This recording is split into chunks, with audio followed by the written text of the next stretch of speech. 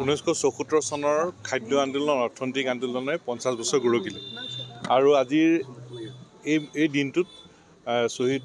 গজেন নিংতিয়াৰ পুতুল শইকীয়ালৈ আমি গভীৰ শ্ৰদ্ধাঞ্জলি জনাইছোঁ আৰু 74 চনত সেই খাদ্য আন্দোলনৰ যিসমূহ দাবী যিসমূহ দৃষ্টিভংগী প্ৰতিটো দৃষ্টিভংগীয়ে যে শুদ্ধ সত্য এই কথা আকৌ প্ৰমাণিত হৈ আছে আৰু সেই সময়ৰ যিবোৰ ছাত্ৰ সন্থাই ৰাইজৰ অভিভাৱকত্বত যিবোৰ দাবী উত্থাপন কৰিছিল যিবোৰ দৃষ্টিভংগী উত্থাপন কৰিছিল অৰ্থনৈতিক বিষয় এটা অৰ্থনৈতিক আন্দোলন 74 চনতে অসমত এটা অৰ্থনৈতিক আন্দোলন আৰম্ভ হৈছিল আৰু সেই বিষয়বোৰ আজিও প্ৰাসংগিক তেতিয়াও খাদ্যৰ সংকট তেতিয়াও মূল্যবৃদ্ধি আজিও মূল্যবৃদ্ধি আজিওতো মূল্যবৃদ্ধিয়ে ৰাইজক কোঙা কৰি পেলাইছে ৰাইজক মাধমাৰ সোধাইছে জীৱন ধাৰণ দুৰ্বিষহ কৰি পেলাইছে আজিও এই সমস্যাবোৰ চৰকাৰে সমাধান কৰাত ব্যৰ্থ হৈছে সেই সময়তো গোটেই অসমত আন্তঃগাঁথনি উন্নতিৰ দাবী উত্থাপন কৰা হৈছিল ব্ৰহ্মপুত্ৰৰ ওপৰত দলং ৰেল লাইনৰ ব্ৰডগজকৰণ থলুৱাৰ নিযুক্তি সকলো স্তৰৰ অৰ্থনৈতিক দাবী লৈ 21 দফীয়া দাবী চনদৰ ভিত্তিতে আন্দোলন চলিছিল আৰু তাৰে এটা দাবী আছিল বহিৰাগতৰ বিষয়টো যিটোৰ দাবীৰ ভিত্তিত অসম আন্দোলন আৰম্ভ হ'ল অৰ্থাৎ 74 চনৰ 21 দফীয়া দাবী চনদেই মূল আধাৰ আছিল অসমৰ অৰ্থনৈতিক আন্দোলন আগুৱাই নিয়া খাদ্য আন্দোলন আগুৱাই নিয়া আৰু তাৰপিছত বিদেশী নাগৰিকৰ বহিষ্কাৰৰ অসম আন্দোলনো তাৰ ভিত্তিতে আৰম্ভ হ'ল আজি এই খাদ্য আন্দোলন অৰ্থনৈতিক আন্দোলনে 50 বছৰ গৰকিছে আৰু আজি এই সময়ত আমি পুনৰ এই কথাই দোহাৰিছোঁ যে জাতীয় শ্বহীদৰ ত্যাগক আমি অথলে যাব নিদিওঁ সেই চিন্তাবোৰ আজি শুদ্ধ সত্য বুলি প্ৰমাণ হৈ গৈছে আৰু এই বিষয়টোকে আমি এটা প্ৰাসংগিকভাৱে আমি আগুৱাই লৈ যাব লাগিব আজিও অসমত এটা পৰিকল্পিত অৰ্থনৈতিক সংগ্ৰামৰ প্ৰয়োজন আৰু অম্বিকাগিৰি ৰায়চৌধুৰীয়ে কৈ গৈছিল যে বজাৰ আৰু পথাৰ বজাৰৰ ওপৰত নিয়ন্ত্ৰণ লাগে আৰু অসমৰ প্ৰতিটো পৰিয়ালৰ জীৱন ধাৰণৰ মানদণ্ড উন্নত কৰি প্ৰতিজন যুৱক যুৱতীয়ে মৰ্যাদা সহকাৰে সমাজত জীয়াই থকাৰ পথৰ সন্ধান পাব পৰাকৈ ছাত্ৰ সন্থাই উন্নতি সভা অসম সেনাৰ ৰাইজৰ অভিভাৱকত্বত একেলগে আগবাঢ়ি যাবলৈ আমাৰ পৰিকল্পনা আছে অসমত বহুবোৰ আন্দোলন হৈছিল বহুবোৰ আন্দোলন হ'ব লাগিব আমি নিজে খিলঞ্জীয়া মানুহৰ সুৰক্ষিত ভৱিষ্যতৰ বাবে আমাৰ সংগ্ৰাম লাগিব কাৰণ অসমত আন্দোলন নোহোৱাকৈ আমি একো পোৱা নাই গতিকে আজি আটাইতকৈ প্ৰয়োজনীয় যিটো আন্দোলন সেইটো হ'ল অৰ্থনৈতিক আন্দোলন 74 চনত আৰম্ভ কৰা এই আন্দোলন এতিয়া প্ৰাসংগিকভাৱে গোটেই অসমত ব্যাপকভাৱে আগুৱাই নিয়াৰ আমাৰ পৰিকল্পনা আছে এই দিশত ৰাইজৰ অভিভাৱকত্বত সেই লক্ষ্যত উপনীত হ'ম বুলি আমাৰ দৃঢ় বিশ্বাস আছে কিন্তু আজিৰ তাৰিখত ৰজাঘৰলৈ অসম চৰকাৰলৈ আমাৰ স্পষ্ট দাবী যে যি অসমৰ অৰ্থনৈতিক ভেটি শক্তিশালী কৰিবলৈ যাওঁতে গজেন নিংতিয়াৰ পুতুল শইকীয়া শ্বহীদ হৈছিল গতিকে এই দুইটা শ্বহীদৰ পৰিয়ালৰ সম্পূৰ্ণ দায়িত্ব অসম চৰকাৰে ল'ব লাগে আৰু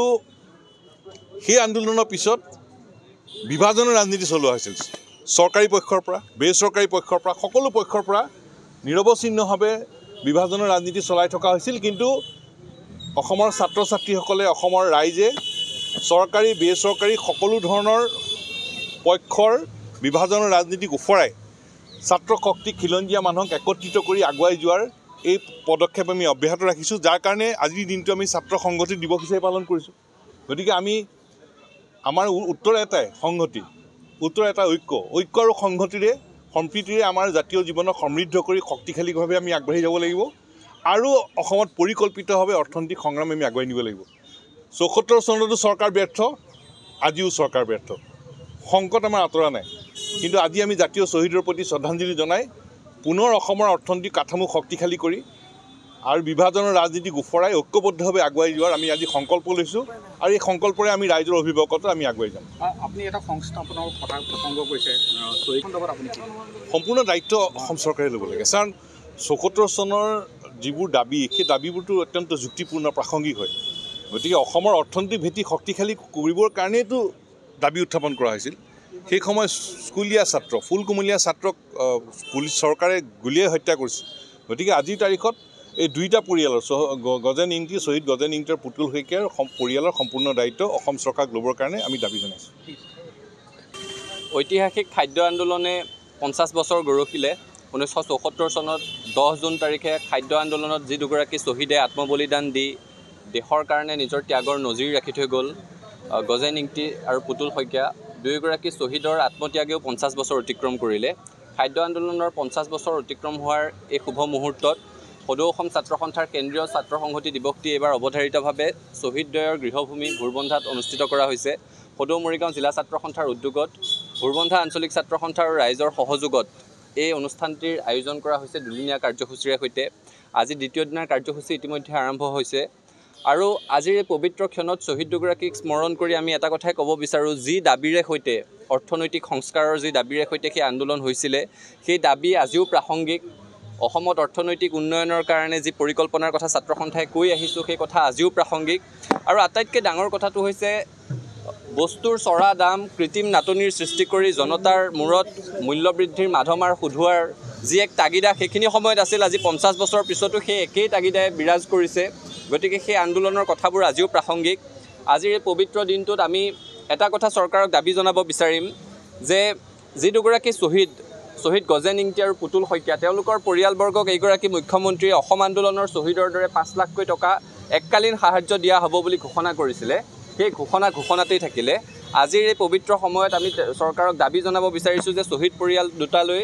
তেওঁলোকৰ যি প্ৰাপ্য এককালীন আৰ্থিক সাহায্য 5 লাখ টকাকৈ ঘোষণা কৰা হৈছিলে, সেই সাহায্য অনতিপলমে আদায় কৰিব লাগে। আৰু যি প্ৰাসংগিক দাবীৰে সৈতে এই আন্দোলনটোৰ সূচনা হৈছিল, অৰ্থনৈতিক সংস্কাৰ আৰু বস্তুৰ অবাধ মূল্যবৃদ্ধিৰ বিৰুদ্ধে, সেই দাবী আজিৰ তাৰিখতো প্ৰাসংগিক। চৰকাৰক আমি দাবী জনাব বিচাৰিছোঁ যে মূল্যবৃদ্ধিৰ মাধমাৰৰ পৰা জনতাক আপোনালোকে সকাহ দিয়ক, ৰক্ষা কৰক আৰু অসমত অৰ্থনৈতিক সংস্কাৰৰ বাবে ব্যাপক আঁচনি হাতত লওক। কিন্তু যিহেতু মুখ্যমন্ত্ৰীগৰাকীয়ে ঘোষণা কৰিছিলে যে অসম আন্দোলনৰ শ্বহীদৰ লেখীয়াকৈ খাদ্য আন্দোলনৰ 2টি শ্বহীদ পৰিয়ালক এককালীন সাহায্য প্ৰদানৰ ব্যৱস্থা কৰা হ'ব, সেই সাহায্য অনতিপলমে প্ৰদান কৰিব লাগে। 10 জুন তাৰিখটো সেই দিনটোতে আচলতে দুগৰাকীকৈ শ্বহীদ হৈছিল খাদ্য আন্দোলন আৰু অৰ্থনৈতিক আন্দোলনৰ নামত গজেন ইংতি আৰু পুতুল শইকীয়া। আৰু সেই দিনটোৰ পৰা আমি সদৌ অসম ছাত্ৰ সন্থাই ছাত্ৰ ছাত্ৰীসকলৰ মাজত চৰকাৰে কৰা দমন আৰু নীতিক উফৰাবৰ কাৰণে ঐক্যবদ্ধ হৈ থাকিবৰ কাৰণে আমি ছাত্ৰ সংহতি দিৱস হিচাপে পালন কৰি আহিছোঁ। আৰু আজি 50 বছৰে সেই ঐতিহাসিক আন্দোলনটোৱে 50 বছৰ গৰকিছে। সদৌ মৰিগাঁও জিলা ছাত্ৰ সন্থাৰ উদ্যোগত ভোৰবন্ধা আঞ্চলিক ছাত্ৰ সন্থাৰ সহযোগত শ্বহীদ দুয়োগৰাকীৰ নিজা ঠাইত আজি 50 বছৰীয়া এই খাদ্য আন্দোলন আৰু অৰ্থনৈতিক আন্দোলনৰ দুয়োগৰাকী শ্বহীদৰ নামত আমি আয়োজন কৰা সংহতি দিৱস আমি উদযাপন কৰিছোঁ। আৰু আজিৰ দিনটোতো আচলতে সেই আন্দোলনৰ প্ৰাসংগিকতা আমি কেতিয়াও নুই কৰিব নোৱাৰোঁ। সেই সময়ত খাদ্যৰ নাটনিৰ পৰা অসমবাসী ৰাইজক কেনেকৈ উদ্ধাৰ কৰিব পাৰি, ইয়াৰ লগে লগে অবৈধ মজুতকৰণ, কলা বেপাৰীৰ জৰিয়তে কেনেকৈ গোটেই অৰ্থনৈতিক ব্যৱস্থাটো, অৰ্থনৈতিক কাঠামোটো ভাঙি দিয়া হৈছিল আৰু অৰ্থনৈতিক কাঠামোটো পুনৰ থিয় কৰাবৰ কাৰণে সেই সময়ত সেই আন্দোলন আৰম্ভ কৰা হৈছিল। 21 দফীয়া দাবী আছিল আৰু আজিও সেই গোটেই কথা বতৰাবিলাক আজিও প্ৰাসংগিক হৈ আছে। আজিও চৰকাৰে নানা কথা ক'লেও ইলেকশ্যন পাৰ হৈ যোৱাৰ পিছতে আমি অত্যাৱশ্যকীয় খাদ্য সামগ্ৰী, পেট্ৰলজাত সামগ্ৰী, ইন্ধনজাত সামগ্ৰী সকলোবিলাকৰ মূল্যবৃদ্ধিয়ে কেনেকৈ জনসাধাৰণক কোঙা কৰিছে, এটা পৰিকল্পিত অৰ্থনৈতিক কাঠামোৰ যে অভাৱ হৈছে, সেই কথা বতৰাবিলাক আজিও আমাৰ আচলতে উপলব্ধি হয়। চৰকাৰে নিজৰ ভোট বেংক সুৰক্ষিত কৰিবৰ কাৰণে আজিৰ তাৰিখতো জনসাধাৰণক অৰ্থনৈতিকভাৱে টনকিয়াল নকৰি কেৱল ভোট বেংকৰ স্বাৰ্থত আমাক সকলোকে আচলতে হিতাধিকাৰী সৃষ্টি কৰিবৰ কাৰণে চেষ্টা কৰিছে। কিন্তু সেই সময়ত সেই আন্দোলনকাৰীসকলৰ অৰ্থনৈতিক আন্দোলনটোৰ, খাদ্য আন্দোলনটোৰ মূল লক্ষ্যৰ উদ্দেশ্য কি আছিল? অসমৰ মানুহে স্বত্বাধিকাৰী হৈ জীয়াই থাকিব লাগিব, হিতাধিকাৰী পৰিহাৰ কৰিব লাগিব, খাদ্য সংকট দূৰ হ'ব লাগিব। এতিয়াও কিন্তু আপুনি দেখিবলৈ পাব অসমত থকা এটা বিশেষ জনগোষ্ঠীৰ নেতৃত্বত সেই জনগোষ্ঠীটোৱে সমগ্ৰ অসমৰ যিটো খাদ্য বা যিটো ব্যৱসায়, গোটেই ব্যৱসায়টো তেখেতসকলে নিয়ন্ত্ৰণ কৰাৰ কাৰণে আজিৰ তাৰিখতো কিন্তু এই খাদ্য সামগ্ৰীৰ মূল্যবৃদ্ধি, জনসাধাৰণৰ অত্যাৱশ্যকীয় সামগ্ৰীৰ মূল্যবৃদ্ধি, এটা পৰিকল্পিত অৰ্থনৈতিক ব্যৱস্থাৰ অভাৱে আচলতে অসমৰ মানুহক এতিয়াও কোঙা কৰি ৰাখিছে। গতিকে এই চিন্তা, এই কথা বতৰাবিলাক বৰ্তমান সাম্প্ৰতিক সময়ত আলোচনা কৰিবৰ কাৰণে, আমাৰ উঠি অহা প্ৰজন্মই জানিবৰ কাৰণে, আমাৰ অৰ্থনৈতিক ব্যৱস্থাটো কেনেকৈ আগবাঢ়ি যাব, সেই সময়ত খাদ্য আন্দোলন আৰু অৰ্থনৈতিক আন্দোলন আজিৰ তাৰিখতো যে কেনেকৈ প্ৰাসংগিক হৈ আছে, এই কথা বতৰাবিলাক আলোচনা কৰিবৰ কাৰণে আজি আমি মুকলি সভা অনুষ্ঠিত কৰিম। গতিকে আমি সকলোৰে সহায় সহযোগিতা আমি কামনা কৰিছোঁ আৰু এই পবিত্ৰ ক্ষণত দুয়োগৰাকী আমি শ্বহীদক শ্ৰদ্ধাৰে সোঁৱৰিছোঁ আৰু সমগ্ৰ অসমৰ প্ৰতিটো চুকে কোণে আজি 50 বছৰীয়া ছাত্ৰ সংহতি দিৱস দুয়োগৰাকী শ্বহীদৰ নামত আজি আয়োজন কৰা হৈছে আৰু উঠি অহা প্ৰজন্মৰ মাজত তেখেতসকলৰ পথেৰে যাতে আমি আগবাঢ়ি যাব পাৰোঁ তাৰ কাৰণে চেষ্টা কৰা হৈছে।